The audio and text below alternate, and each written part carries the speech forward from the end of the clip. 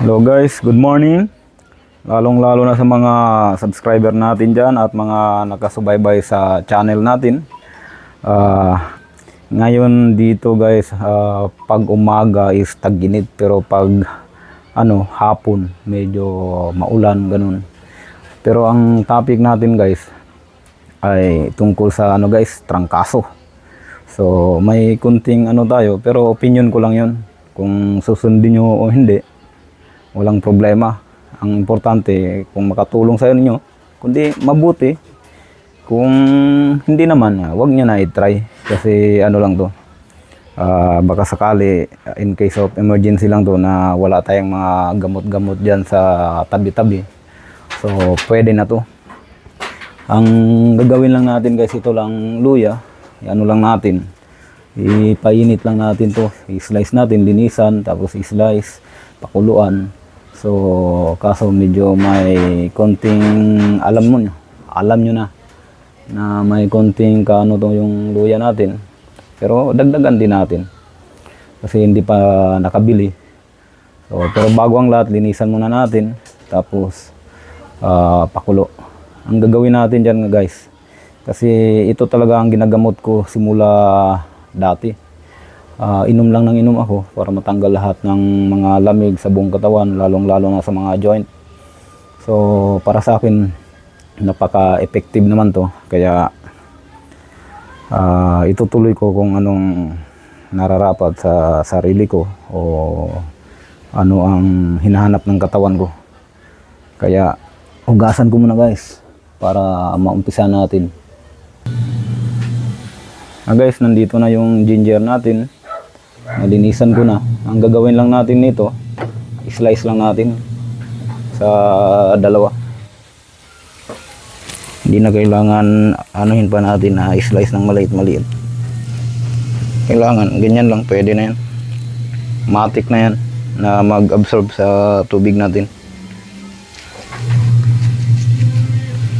Pag medyo kulang pa, pwede tayong magdagdag. Kaso hindi pa nakabili. Medyo malayo konti at mainit. Traffic pa. So ngayon ilalagay na natin para kumulo siya doon sa tubig natin.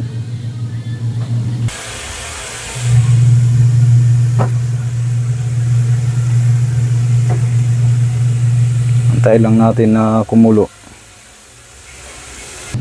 Tapos prepare na natin yung mug natin. Kailangan walang asukal kasi yung hinahanap natin gamot.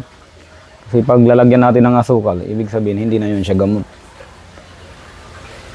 Kaya tiisin natin na medyo may hanghang konti. Natural lang yun sa isang ginger na medyo mahanghang. Kasi para gusto mo gumaling agad sa trangkaso mo o yung mga sakit sa kasukasuan, o matanggal yung mga lamig sa buong katawan mo, tiisin mo na to kasi para sa akin napaka-effective naman to. At itry nyo na lang po kung okay din sa inyo. Ganito yung unang kulo nya guys, medyo clear siya kasi unang kulo pa lang.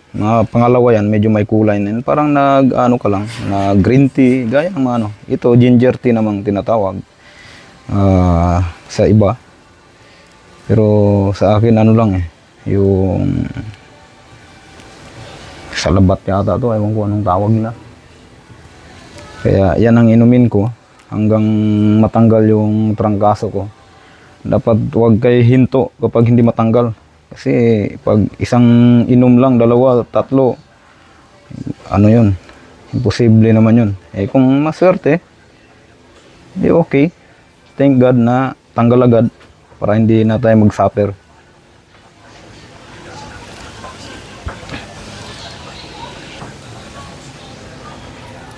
Kaya, ito na.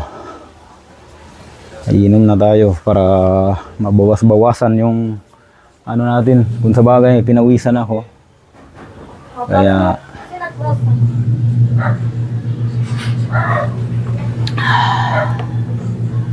Kaya thank you, sana makatulong ito sa inyo para naman gagaling po kayo kung malayo po tayo sa mga city o bilihan ng mga ano, ng mga gamot-gamot diyan. Salamat po at mag-iingat po kayo palagi diyan.